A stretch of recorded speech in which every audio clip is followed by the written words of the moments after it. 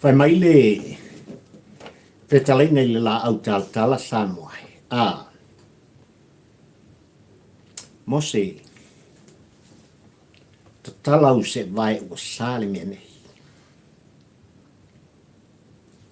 E io e pari il tampo ua ai le polango e fa pena fo il tu alanga.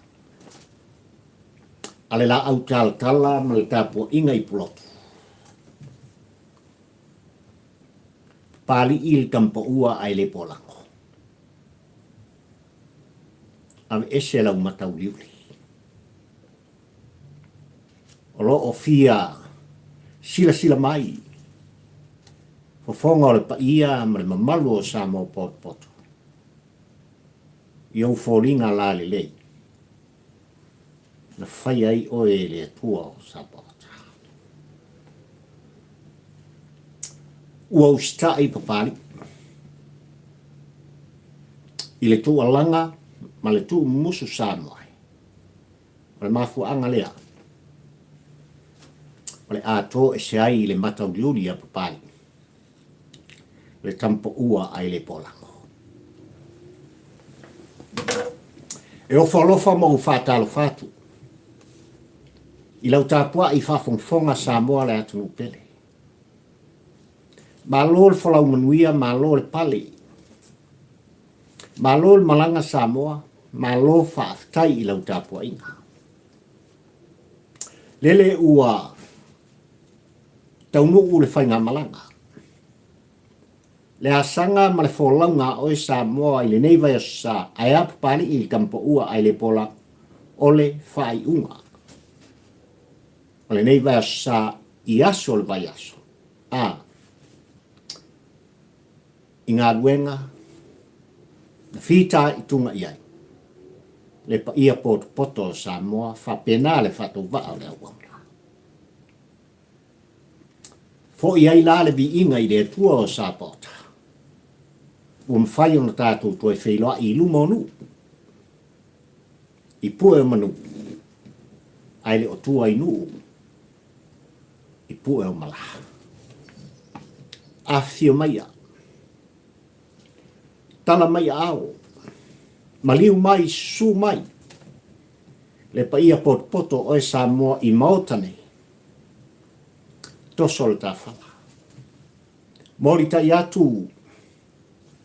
Se motu ngā awha, ai ole autu o le launga whatampo ua ai le polango. Nia, le whai unga, o le nei vea sa wata iai le aso tōna i le nei. Aso spumaltas. Mati lua afe lua spumaltolo. Eo, o a mai oe. O a mai oe Samoa. Le nei te au li ngalua i ta wholaunga ma le tāmaranga. Talitonu, le au na whataua. Wa e nofo sauni ma o ta pena. A wale as fau o lo mumu mai. I lo soi fua whalau ai mese foi. O le ola o papari, si o tātou urufale. I maru tā pua. I so se fata fai taulanga. Tātou te sula inai. Le anga li lei fai pea. O le tamā o le langi. I lana taita i tama i lautou se fua. Ai le lima ta ave o papari i le tampa ua ai le tolako. Eo. Samoa e tanga iane. I le aunga au te ma le au tu o lau langa. Le nei vea sa ai mese foi o tūlanga ua iai whai unga o ngā ruenga whai. Ua au manatua. Lo longo lau tāpua i whawhongwhonga. Lo longo lau tāpua inga. Ma lau sila mai moa Samoa. I le tū ngusu a pulotu i a papari i le nei. E tū alanga ai ma morita i ai le whi au ma le avea. Le anga ua no whale sa tu yama. Ua no whailo le waa o le sau whaapito Samoa i lau tāpua i whawhongwhonga. Le ano no ai. O mea o tupu. I le tā sanga ma le tā wholaunga ai a upu whai o malo. ia ila tou sa autou tatai, sa autou tusi a au iai, mo tātou tutofi, e a vea mataitai, o le tātunu o le tofi oe mapali mai le atua o sapota. O le tualanga papari i tampo ua ai le polang o le tau i ngolua le nei Samoa. Lau o fionga li tamaitai loia sili o le malo tuto tasi o Samoa. Lau sunga sua Helena. Lau o fionga il komsina o leo leo. Au apa au longa i tino. Male matanga nuenga o leo leo. Ua tāle taimi o le tua. Loka sa ilele maliele ngoi. Loka le pule rimoni ai afi. Maisi o le ao iai taltalanga malfam talanga. Al tapol kalame Samoa malau tapua i fafonfonga. Loka loa. Aisha e sana tua vanoa.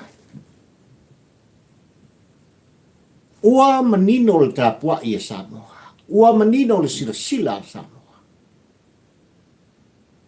O le ngata i whanua le tāpua i ngā mai lava, i mango te tele se i o lava i seu pito i titi o rau kinifu. Pa i e lau whaingaron tofi e le atua. Ai o so se Samoa.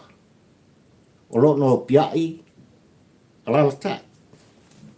Sa ili malo i so se tafal te lopeleni. Ua manino le silsila. Ua manino le whaafoka. Ua manino me au. O le aunga leo au te Samoa e malau tāpua i whaafonga ua au manatu ai. Ave sa o le avea. Tu sa o le whiau. Usitai papari i le tampo ua ai le polang. I le tu mumusu o le tāpua inga i pulotu longo. Le a fionga li tamaitai lo i sili o le kātmu. Ai meise o lana fionga le komisina o leo leo. Ma le mtanga luenga o leo leo i le taimile nei. Loka sa i lele mali le ngoi. Loka li moni ai afi. Ma i lato uma Samoa. O lo lato taumu whaipea. E talepe ma soli li tū lafono. E pei on whaaton whalau mai nei. Le tū lafono ma le whaamai o Samoa. I le pa ia ma le mamalu o Samoa po poto. O le ao iei le ao te lenga o le launga.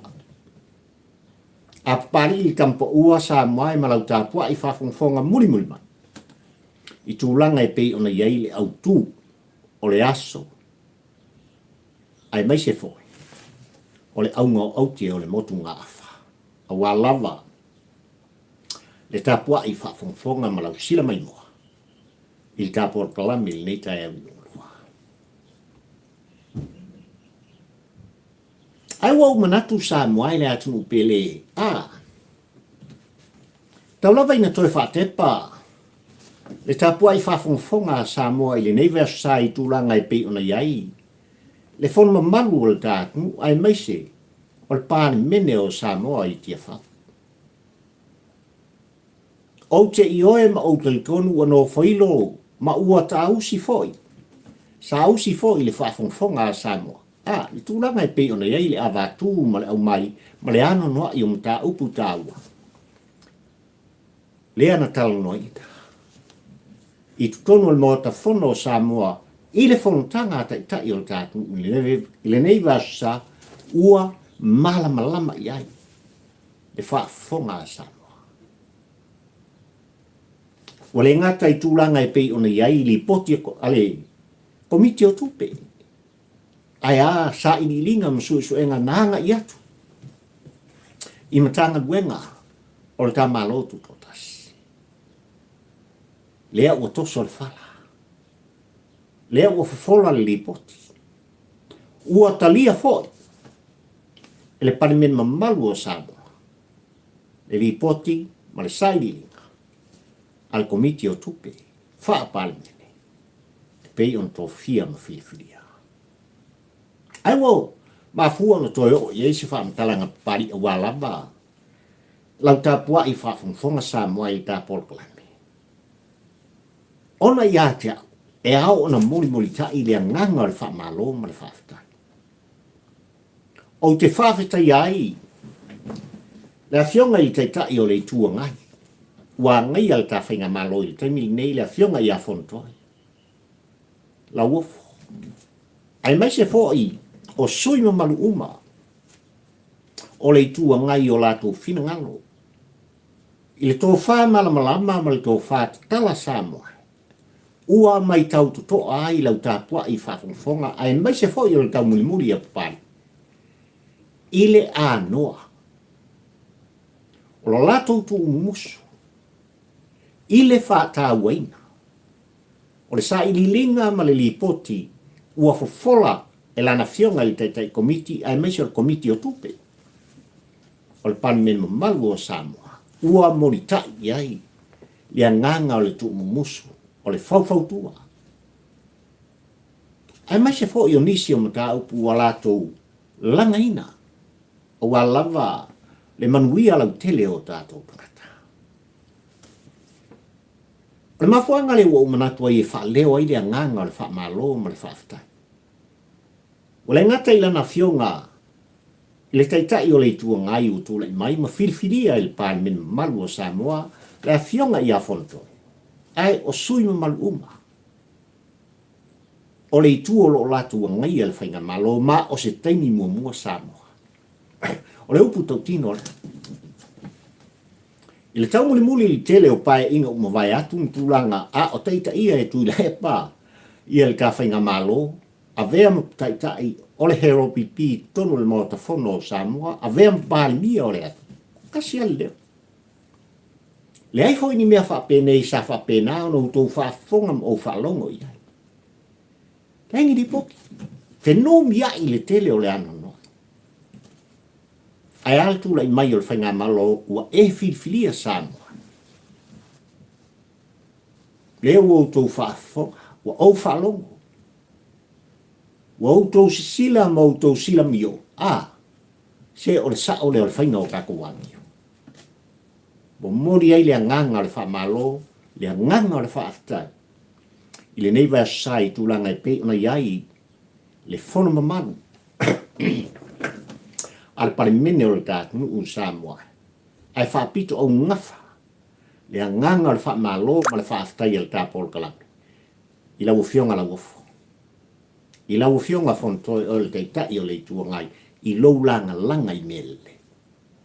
Ua ta ina tuai. Ba auto uma o lo whapena o na tūla i mai i lau teita inga i tutonu le mota whono o Samoa e ngai al whaatua tua i le atua Samoa utas. I le tō wha, le moe ma le whautautanga. O mea le lei e mati ai. Le manuia alu i luma o Samoa. Ave a. Tūma wai. I lau tau tofi o vala uina ai o tō. Ele pa ia ma le malu i tū malo. Na filfilia o tō, o wā lava, upu whai o maro. Ia.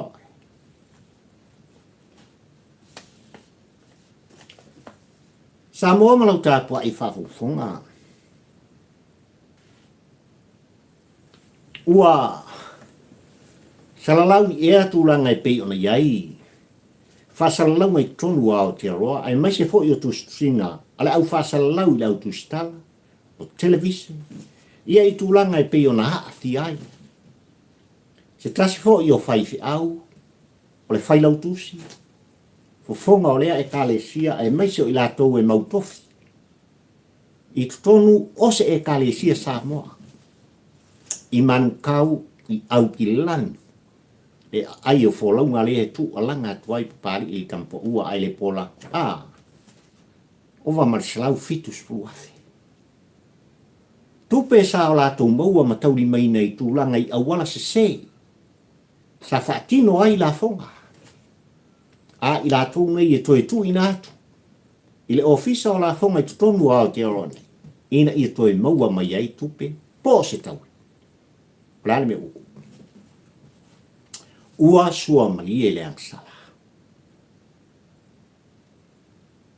Ua sua mali e le tupe. Ua wha se sei nai. le tangata sa ili ili atua malona finga ya paula no le memo o le fa la wi lo o to swafa ai musu pali e tau tala ia a o tu singa la u fasa la u ma tu stala papa i tu tonu la tu ne ua ta u valea le ingoa o sa ua tu mamaina ma ta u valea le swafa mamalu o le tua e ala i le kalisia sa moa i ele i oenga mai tai tonu ngau pari i ua lata i tolu sa tae au liunga lua o le ta maftanga i fisota inga whani i po. Ai tu alanga pali i le se fulu ma le tolu po le se fulu ma le whao video sa ta filo i eisa moa na o tala no ai. I moe mitinga o valo anga. I le autu o la ulaunga. O le fafine ai masipa. Ma fomu whaatunu se. Ma le ta maloa le whainga luenga. E tu i tua ai una. Lea o kaunu. Tasi lea mata ua taunu. Le anga i le fou. I le tau muni muri a papari i le tampo ua ai le polako. O lo o tupu pea. Lava pea. O le ngata i tonu o Aotearoa. I le pa ia mane mabalu o Samoa. Au sitalia mai si atunu o le lola. O lo ia le sa ilinga maloa tangata o tatu. Aisha. Aisha lava o mana o lasi ai tangata i tupe. Aisha vi i ai tangata i tutonu o malmalu pa ia pati o lato lima. Ulfafo. Mata ape. Maanga i atu i mota malawa. Ona li ua lea o i lato ma il whaakeri sanoina. Ile tu alanga ile pepese maftagis. Yang whaakubu lole o le whamusi. O kau kai le ngai kupe. E ui lava sa mai tu langa i pei ona iai wha salanga. O tuina iai le whamusinonga. Ani usila ia i lato ua afia i ia tu langa. E ngarulu e ai i le lautele. O so se ngā luenga e au ngā mō tangata lau kele. Ma toi tutongi tu. Ai, ua fia lava o lātou suapa. Ua tu maua laloina. Ma ua tā uvalea. Le ingoa le kalesia. Mia e mai se. O le pa ia i lau whainganung tutofi e le atua. O winga i o saka. Whaai tete. Ia ai. E siri si mea manu. Si mea manu e maua i si o wafu, si sina ma le afu, ngā lue o papari i li tampa ua ai le polang. E le ngata e mūlau taulanga, ai manongi. E manongi lo wafu, si sina ma lo wafu, tulu. I lo tau ma whai sa moai ma lau tāpua i whafunfonga. I ala o le te olo. Ma ala o sata. E sa ili ai, le manuia o tātou tangata.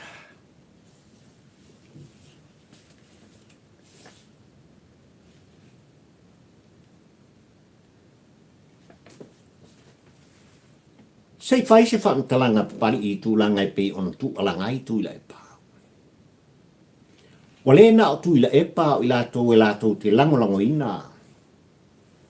Le tu alanga sa i lele mali le ngoi mai petesa. Le anga ua whaafafonga. Le pa ia mani mamalu o Samoa i le whontangan se i mawaiat nei. Ai mai se foi. O le li poting tō laulawina. A wā lava le soifua maloroina o le tāku. 2 miliona. O lo nofo ai tāla fuai. Samoa malu tāku. O le ngaka i anu sila. A Australia i tūlanga i pei ona iei fuala au mawaila. A wā lava le soifua folau o tātou. 2 miliona e le uskumai mea. Ua tele i ei whaamtalanga sa i lele malile ngoi. Ua tu fesili fo i sa i lele malile ngoi i le whainga malona e tofi i whaatua i le atua sa mo utasi. Ai mai se ola na fionga le ministaro sa i fua maloloina li taimi. Ai sami o kakongo fo i kalafa. Tele ki o ala ingu fuala au wale anga i atu. O le mamaru lau tele o tātou te ngata i le whalema. I tala vai. Ai mai se lava o nei tu a sina mamatu. O rāle me o kupu. Tala noa sa ile le tūlanga i pei ona iai le maualunga o le tamuta o le soifuanga. Tala noa sa ile le tūlanga i pei ona iai le poloketi tasi miliona. Baia whapea mai. Nā sanga whai whia ngi pau pau. O lea e maualunga le tau o le soifuanga. O lea o whale e tonu tūlanga o tala vai i fuala au ma vai la au. Ua lava le soifua folau o tātou tangata. Mola usu tausi il fia Samoa ele atu mo pele. O le sai lilinga le komiti tūlanga i pei ona iei le li poti ua e whaafonga ma o whaalonglongo iai. Ua manino tausanga ma vai tausanga. Le iei ai tāra tele a Samoa. Ki tono New Zealand ma Australia. Ova ma lua miliona. Lua afes fu malfitu. Lua o tasi van. Lua o tasi vai le lua o. Le li poti le na. Ma o i le mafua i le li poti. I tūlanga ua whale e tonu ai. Sioki ai. Ma le mau ai. Ia nisi o fuala au o walava. Le soifua o tātou tangata. Ona. E ao on tutongi le tupe pe ona e whaafonga Samoa. Ova 2 miliona. Ai o tausanga ia na tupu ai le whaleto. Lua o tasi fitu, lua o tasi varu, lua o tasi iwa. Ile lua o. O aina tūlai mai i nei tausanga Samoa. O aina whainga malo na tūlai mai e teita ia Samoa i le lua o tasi fitu e anga i le lua o. Le iei lai tāf. Le olo o mimbilo iei e tuila e palau tā pua i whafongfonga, mo moli li tau whaaleanga i le whainga maloa le whatutua i le atua Samoa utasi, lana fionga i le li minsta o le soifua maloloina, marakape neta le tātu o lava i lana fionga le tamai tai pālimia. Au e whafonga Samoa, lua o tasi fitu, tasi varu, tasi iwa, lua o. Whatoa whai al whainga whiriwhiringa a Samoa. Ile aso iwa o a pilila, lua o sfumaldasi. Fatualo ia ona, ngā lue. Le fatua tua ile atua Samoa utasi ilana fionga i tamaitai pālimia whiriwhiria. Male malo whiriwhiria na e tutofi Samoa. Yungi ulai, au kuso. Mai le tele o masina ino umal whainga whiriwhiringa. E leo toi pō malei mena. I lau tā pua i whawhonga. Ai siaku le epa e sangku alanga. Ai sia lava sa i lele e whaiva vai su i ana upu. Le tau whaaleanga. I le whainga malo e whiriwhiria. Ai ole li poti le na. Lea lo tau mo whainei. Le whatuatua i le atua Samoa utasi. Wale ngaka e kau kongkongi le kasi kesi ma le 2 pilionga. Wale nofo ai tālafu a Samoa wale ngaka i a senga. Wale tupe le lalolani, wale tupe o Asia. Ma le ano noa i Samoa. E o lava i 2 milionga. Wale kau kongkongi. Ai o lo tu ala ka pea le tamalo mai pa ai mesi o le polo le mai i faleata le tolu Samoa ma lau tā pua i whafonga i upu tau whaaleanga ai o le lato vai kai paia inga ia le paia inga sfumalei ono Samoa ai mai lua afe sfumalei ono o mai le lua afe lua sfutas e lua minska o soifua maloloina o tātu. Ia. Na umana tutofi i aitu i tama i tui la e paila mkanga o ame ngat kupu. Ma kau tia me sat tupu. Na sila fia lelei e sa i lele o iai mea ua tupu. A pulo se i mai los ko inga kui kama. Sau e kongofonga fo i o le ri fo mai. Ai sau i eva ai le matanga luenga o tinana tu mai tai. Se ia kuloa ken kiki sa fasalau lu api. Yo he. Se ia kuloa ken kiki o kika. Ele ai so na tofi fai pu a fo mai ele ai se tofinga ele ai se professional. Ile tulanga fa fo mai. Ave lo fa ngo fo o lan men kupu. Ua salau le misela. Ua feoti o tātou tangata alo ma whanau o le. Tala lai. Le whasalau ngā tui la epa ma le au tu stala. Ale laulangi danga i atu i taimi o le misela. Ai mua tu musu tui la epa. I lana vaenga sa yon taftaf. O le ase wha mua o ngangwa ku ia whalongo mai a ku i whafoko e mau mingsi ka kumea. Sa ili ngā tupe na whaia e tui la epa. I le soifua o tātou tangata. E lei titi, e ano noa. Ai molo tau pua i whafongfonga sa noa i tūlanga le nete au lungulua ma le tāporo kalami ua papa iai. Se vaenga o le launga whakampo ua ai le polango. Kui la epa. Se ua lava lea kau whaavalea e te whaia. Auto uma ia e tau te tauni muri. I le tua langa pepelo. O lo tau mawhai ai.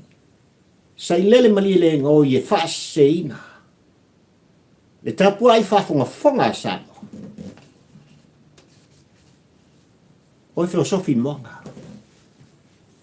So ia e tau te ei tala se. A ngai i tala o lo iai wha maumonga. A lau tāpua i whafongfonga sa mua i le 2 miliona i pe on tapisa i fo i nei va sa i tu alanga. Sa i lele mari elengo. 2 otas fitu, 2 otas palu. 2 otas silva. Ile 2 o le iai le aitara. Ai o le whainga malona e filifilia. E whakua kunei ai kukong. Ea, kua kunei ai kukong. Le fionga ia.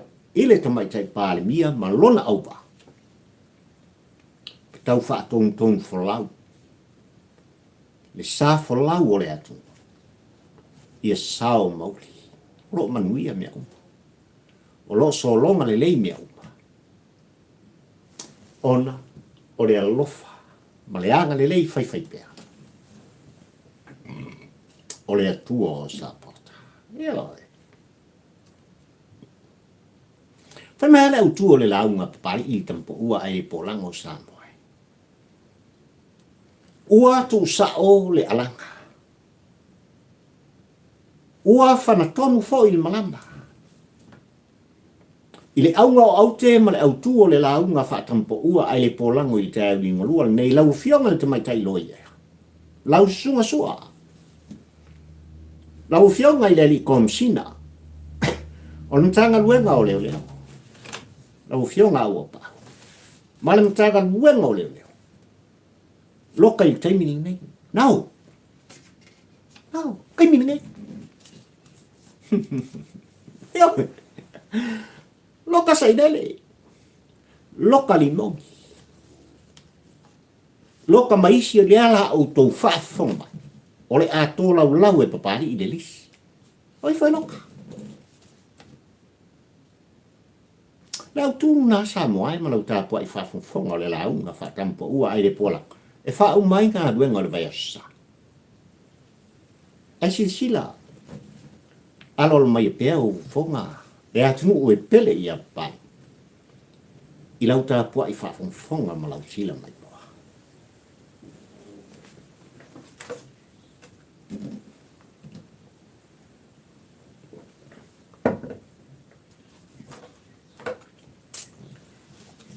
Ua loka e leo leo.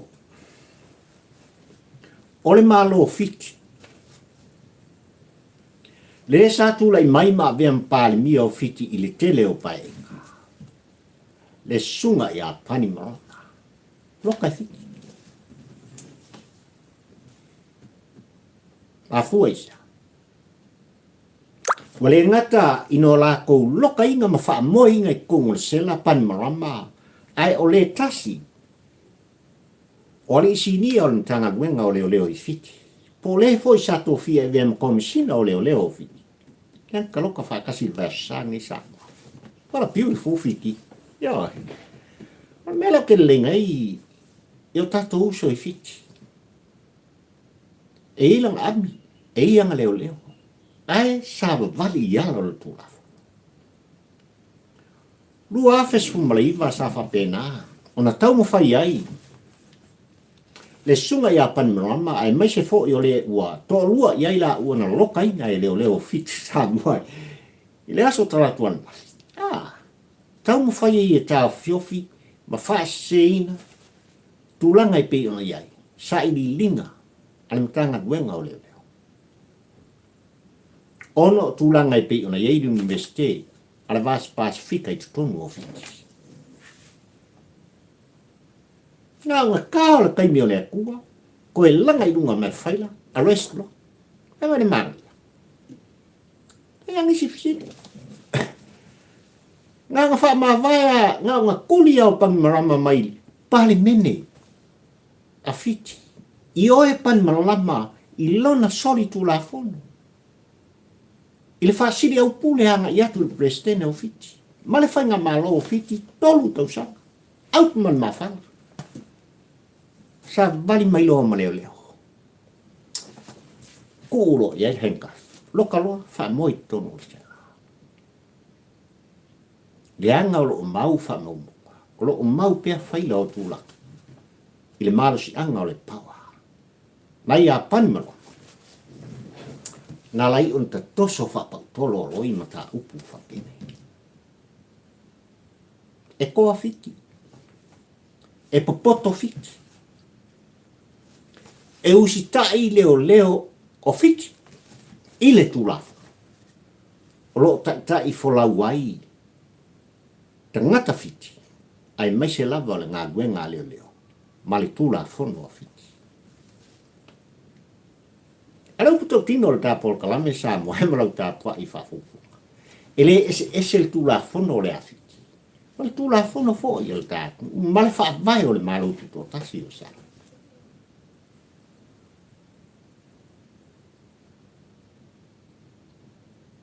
lava kala i afiki yo ele toi po mala e lau tapwa i fafonfonga o lea ua iei le aso ua fatulagaina e toe tulaʻi ai lē saʻavea ma palemia o fiti a o lē foʻi saʻavea ma komisina o leoleo o fiti auā le tali atu i tulaga e pei ona moli ai le tulafona o fiti ua i ai le taofiga iā i la ua e lē mafai ai ona o latuʻua fiti le taimi lenei taofia tusifolau tusimalaga ma sosemea le mane se iu le faamasinoga ma le faaiʻuga o le amo na fa koe mo le sesi faakalaga papali i tampuʻua ai le pola autu o le laupa ai se autu musu ai pulotu ia pari i te auigolua lenei Samoa e tuʻalaga ma tufono i lau afioga le tamaitaʻi lo ia sili o le tatunuu lau sugasua helena lau afioga le komisina o leoleo o le tatunuu lau afioga au longa iti ma le matagaluega a leoleo loka saʻilele loka limoni aisa papali aisa ua usitaʻi ai le tuʻumusu o polotu Samoa e lē o mautonu le tapuaʻi faafogafoga a Samoa i taimi anga i mua se whaamatalaga Samoa ia te oe le Samoa ma papali'i lenei o lo talanoa talo fai le paia ma le mamalu o si o tātou ui lou le tau aloa ma loo whaataupa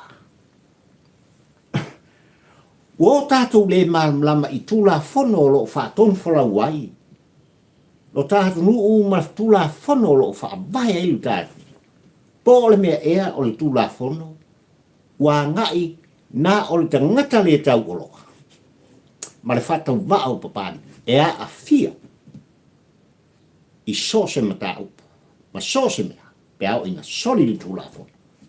Nga le solo muri lo leo, o leo fisa lo lo yesi, le solo muri le matanga luenga o leo leo. Whaatino le loka ina o oe mao. Aisia. Aisia ua whai e whapea o tātou tangata Samoa. Aisia lava a whale tonu ai simi masione. Ona loka lea. Loka i lo ngoi, ma lo ngoi. Pe tasi le tala. Pe se furu afe. Pe se lau afe fo. Wa e fasiotia le tangata. Pe o papari i le nei e tala no atu. O le lava tua i ngā soli ngā tūla whono e sese. O le mata i whare o le lau me mei tūlau lau whaafonga Samoa.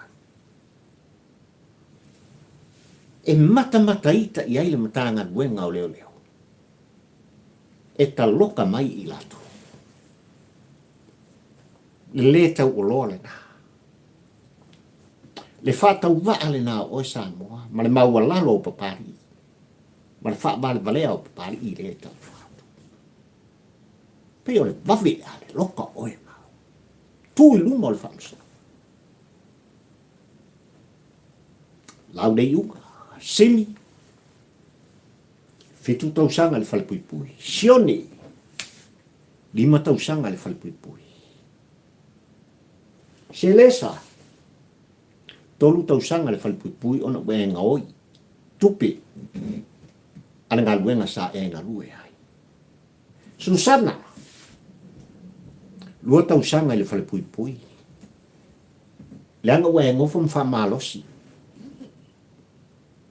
E to o lua o lo uso.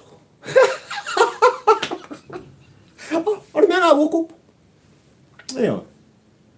Pitone.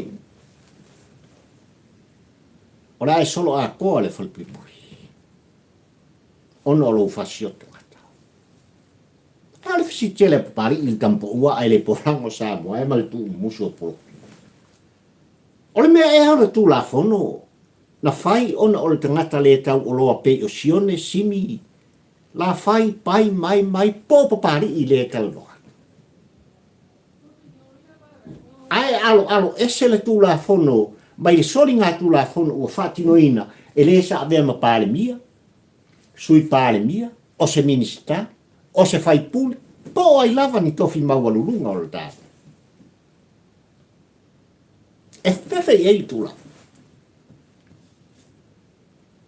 Na mafuanga le Samoa au tuo le launga pari i le kampo ua ai le porako. Sila lau tāpua ai whafonfonga Samoa. Aunga au te mare au tuo le launga. Sua Helena. Aua pau. Komsina o leo leo. Ntanga luenga o leo leo. Loka sailele. Loka limongi. Ioi. O le a o le tal noa Samoa i le ano noa i o mea sa tutu. O lo tau sa iti. O lo iai le sa iti. Ai o le au tala noa e pou. Le launga whatampo ua ai le polango e mori tai tuai. Le tumu musua plotu ia pari. Loka kaka. Le anga o lo mata le la au. Ina wa umar whainga whiwhilinga Samoa le tātu uina so iwa a pelila rua fe 2 sumaltas.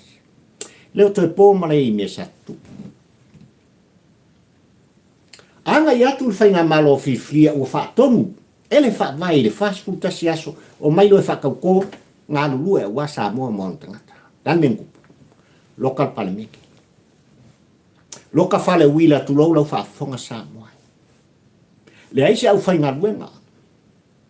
O aina whaatonua, ma whaataunguina. Le a vea idea. Ma le whaatonunga lea. O le whaatonunga ai. Whaatonunga a sa i lele mani ele koi. O aina lango sua i le whaatonunga. A sa i lele mani ele ngoi ka loka mea ia, ua soli tu la fono, ua soli li wha vai o rea tu Samoa. Oi, o le sa ave ma fong fetalai, lai whea lua i le wheelchair, o lai soi fua ua kau fo o ngaloka, to le fo fa fis. Loka le sa ave ma lo ia sili o le tātnu, i lalo le taita inga atu i le pa. Lea lo tangi ma tangi tala le fia maua sele, lea wha ilanga suu i a fia me, on salau di masulua. Lea lo tali ia lea whakas.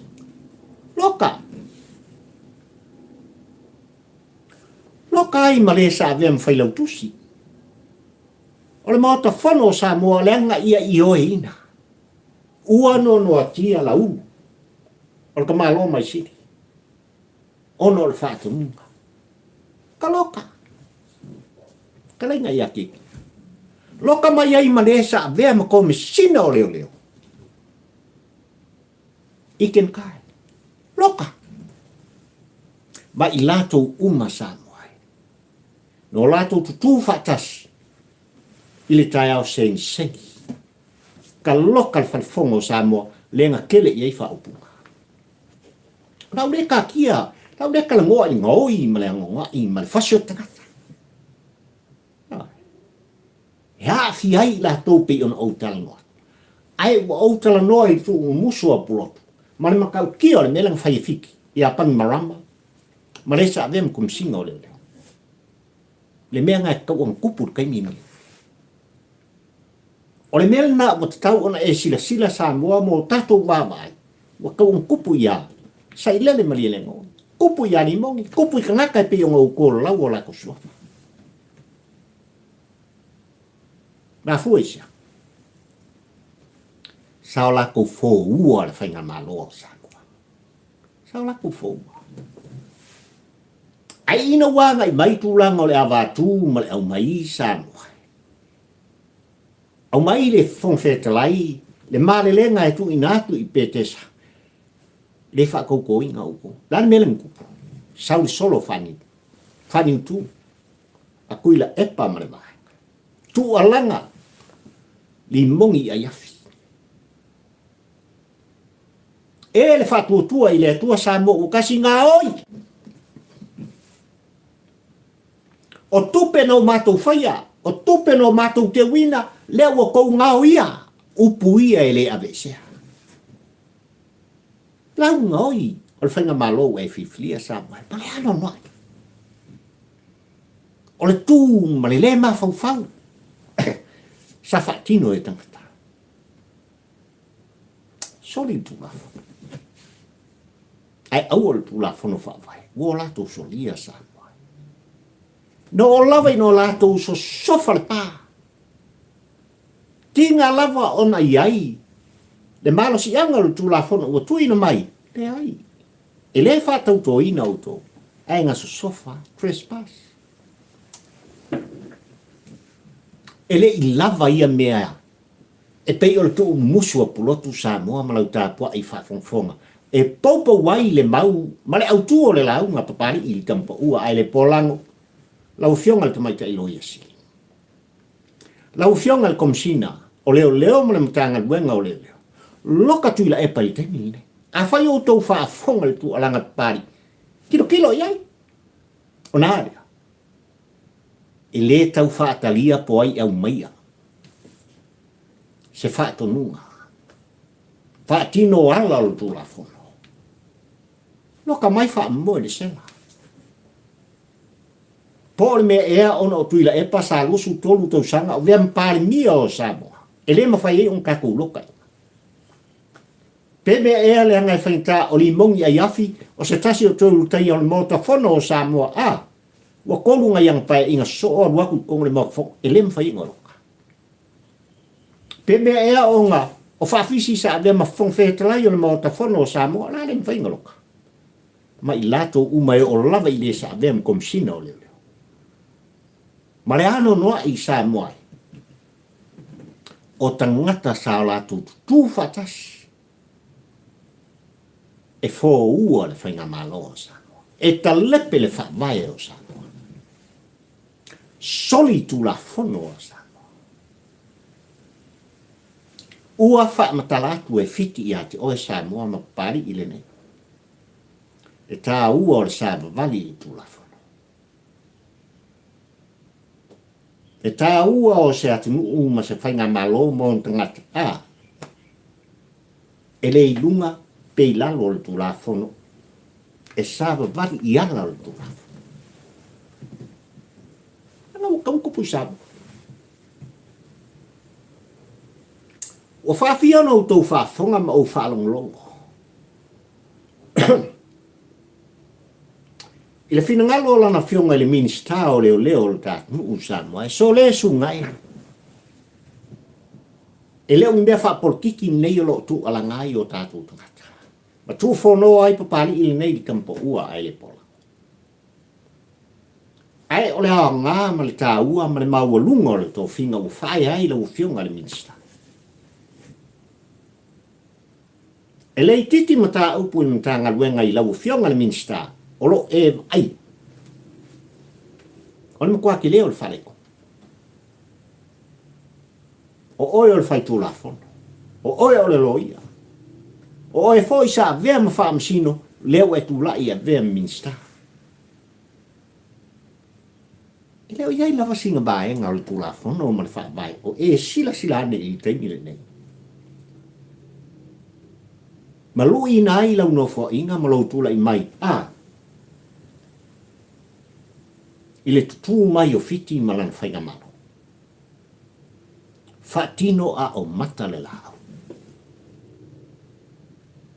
Whatino ai le iei ni me e tutupu. Leo toi pō ma le esa moa le mea tupu i a fiti.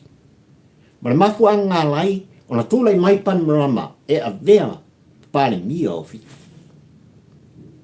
O ia o le teitai o le fitu fita a fiti. Na ia vea wha malosi, ma ka loka wha malosi le atunu o fiti, ale o koe kofia e fiti i le sa ave panma. I le taimi le nei a vea mpāle mia o fiti. Sitiveni Rabuka. E se le tā ua, o se atunu ue sa vali i tulafono, mala o tulafono. Leu whakino fiti. Ala lava e tu le hava noa i atu ila e pae sasama iai le whainga malo e whiwhiria Samoa. Wa o lava i lau whainga loa tutofi pa ia la aina salivi o lo o sasama i upu mu whaantalama. Wa o lava i ate oe le toi ina ma le lom tua talo whaina i o tua asin sina manai matua o lo o pole whala. Ula i ula mata puai. Sa ilinga maloa, alo ma whanau o Samoa, ma tama whanau o le atu. E o lava i teitai. Ari ngai lava e ku ule avongoa. E le ma fau mai ngai ka mai. E whai, o le tāpua inga i whanua. A o whafo mai. A o whafo mai. I tawhai fia o le ke lope. Lele o lo papa awai malala ta iai tupu matamari. Tula toa ma whailau. Whale tua ma tausi o sawao ta maita. Ngafa maua lunga o aina. Saidi nga malolo whai whawhoi o lama. I whale tui o le tala. Ngi aku le avongo i aku ila epa. E la lawai oe mau tangata ta. Ua soli tu la. Ana whi malikusi. Kai tau te sila fia mo. Ai se ala ua fionga i te mai te loia sili. Ai se ala ua fionga i komsina. O leo matulanga mato finga ua tofi ai lua fionga i taimi nei. Mama tanga buenga ua lua tūlai mai. O lua haolo i ei tūlafono. Awane ngalo. O lau fionga le tamaitai loia ai maise loia sili markomsina. O leo o le malo tutu tasi o Samoa. E leo unto finga mani au auna o lua. Ale whatua tua i lea tua Samoa tasi. E leo ni au na o lua po ni tō whinga a tuila epa male he ropipi. O au na o lua mara o le tō whinga wai a te o lua. Samoa poto. Le mamaru le na, le maua lunga le na. Samoa poto. Mai maua tele. Yo o lava i maua iti. E a ila tau le pule ma le tō whinga, le nā ua whai. Ai wha ton whalau le wha lae o Samoa. Ma fuanga le wok le tū alanga i le wha tūtua i le tua Samoa, tas Samoa. I ona taitai, o tātou tofi. Ma fui. Ma rupan. Ma fui. Tātou te le oiloa. Le Harmony Agreement. Tātou te le oiloa. Lea maririenga fusi featisi.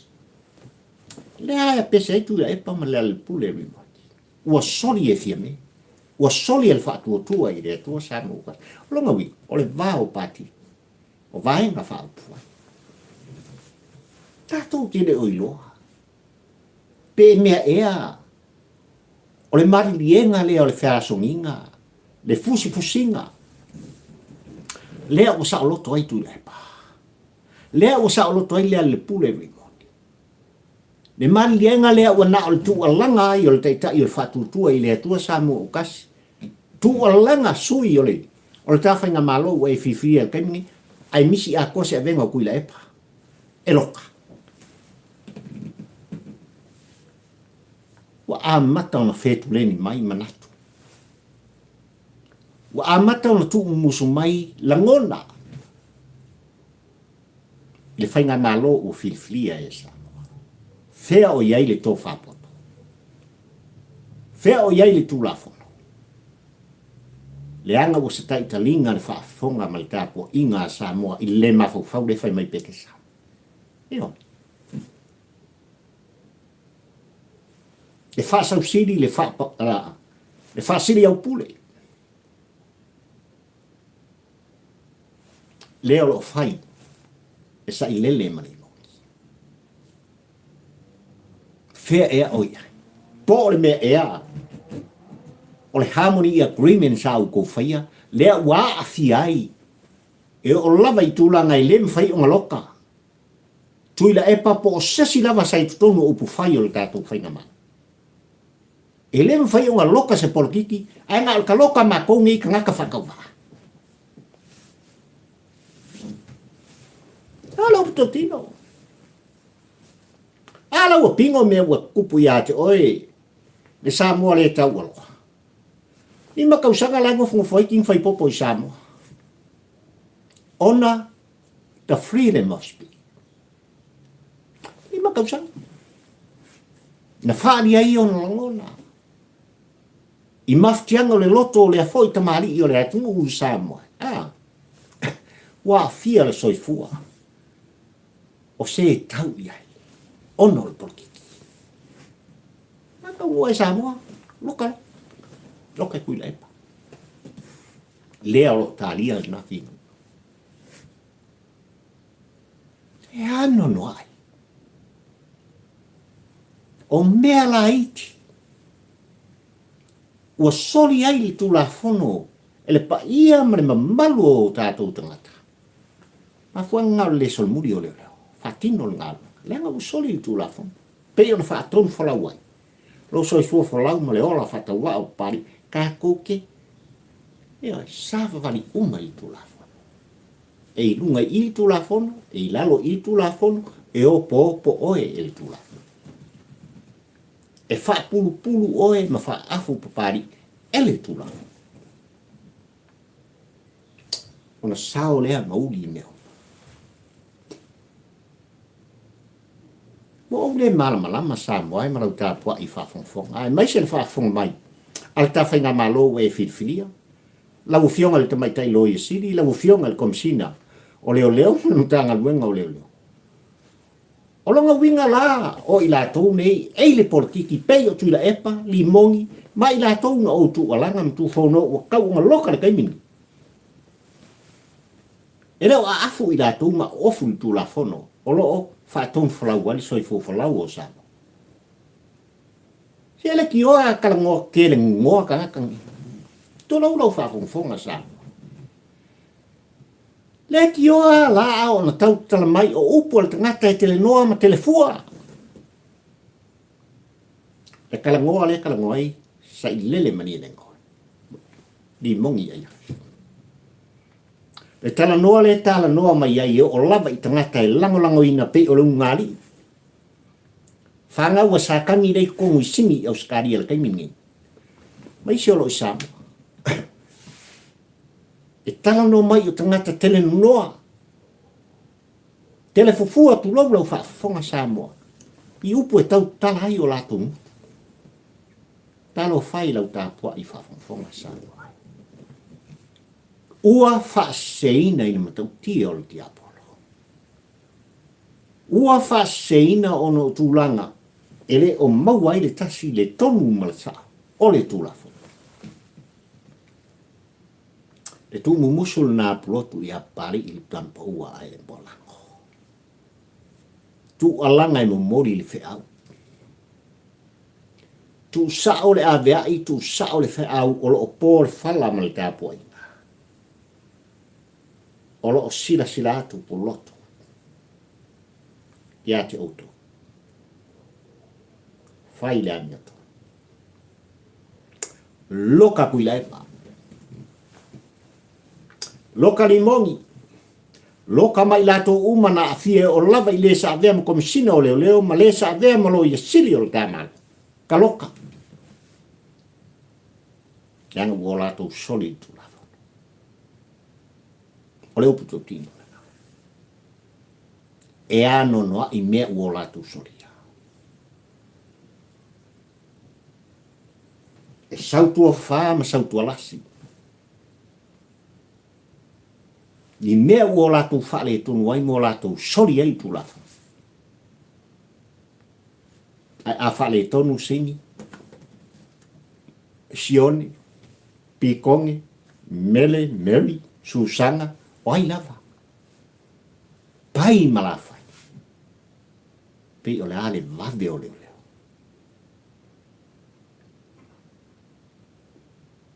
E ao ona iai se tai au fou mo saro. E ao ona iai se tai au manino mo saro. E ao foi. Ona sila le tāpua inga. A Samoa mai tua a sina e o lava i se pepe whatoa whanau mai le pa. Ia lau whaingalo na tofi le atu. Ua whaatino le whaabae o Samoa. Male tu lafo. I le sao, le tonu, ma le ami tonu.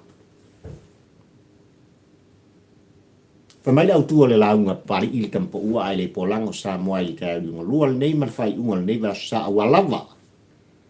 Le tā mafutanga fai pea, ma le tu fono, ma le tu alanga pari i la auto wawa. La ufionga le loie sili. O le malo tu to tasi o Samoa. La ufionga le komsina o leo. Le matanga luenga o leo, o le tātu. Loka sa ilele, loka limong, ma i lato uma.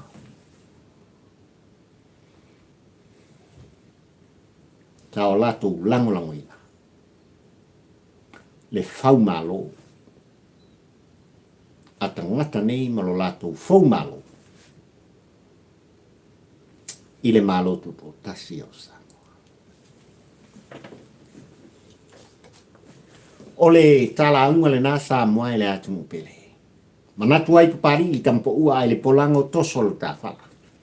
Se mori tai atu se motunga afa, se langona se tu musu. Pia ua laba. Le tapua i whawhongfonga o le atu ue pele i ufatu. Whaftai i tu alanga, whaftai i taliaina. O le tu alanga ma le tu whonoa. Au na whatau wa i tono o tō mota mo tō lao. Ai maise o tō whatu mo tō whina.